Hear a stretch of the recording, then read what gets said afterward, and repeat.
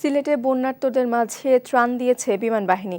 তাদের সঙ্গে আছেন আমাদের সহকর্মী মিরাজ মিজু। এই মুহূর্তে তিনি আছেন সিলেট ওসমানী আন্তর্জাতিক বিমানবন্দরে, সরাসরি যুক্ত হচ্ছে তার সঙ্গে। মিজু, বন্যা পরিস্থিতি এখন কেমন দেখছেন, আর বিমান বাহিনী কোথায় কোথায় ত্রাণ দিয়েছে?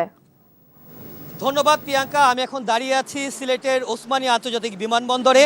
ঠিক একটু আগেই বেল 212 যে হেলিকপ্টারটা রয়েছে আমার পিছনে দেখতে পাচ্ছেন, এই হেলিকপ্টারে করেই কিন্তু আমরা বাংলাদেশের একেবারে সিলেটের সীমান্ত ঘেঁষা তাহিরপুর এলাকায় কিন্তু আমরা ত্রাণ দিয়েছি। এবং আমি একটি জিনিস জানিয়ে রাখতে চাই, সেটি হচ্ছে যে ঠিক যেখানে 5 থেকে 10টি পরিবার রয়েছে একেবারে সীমান্ত ঘেঁষে, সেখানে কিন্তু কোনো ত্রাণ পৌঁছায় না, অর্থাৎ সেখানে কিন্তু বড় কোনো ত্রাণ পৌঁছায় না।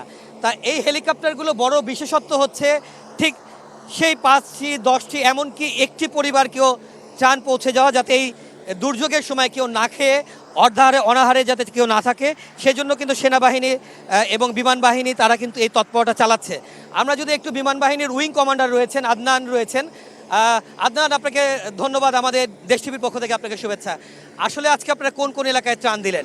আজকে আমরা সকাল থেকে মূলত তাহিরপুর, জামালগঞ্জ এবং বৃহত্তর সুনামগঞ্জ এবং নেত্রকোনা এইসব ডিস্ট্রিক্টের বিভিন্ন প্রত্যন্ত অঞ্চলে যেসব জায়গায় আপনারা জানেন যে গুচ্ছগ্রাম থাকে, 4-5টা গ্রাম বা 4-5টা বাড়ি, সেখানে কোনো স্বাভাবিকভাবে কোনো গাড়ি ঘোড়া যেতে পারে না, রাস্তাঘাট নেই বললেই চলে।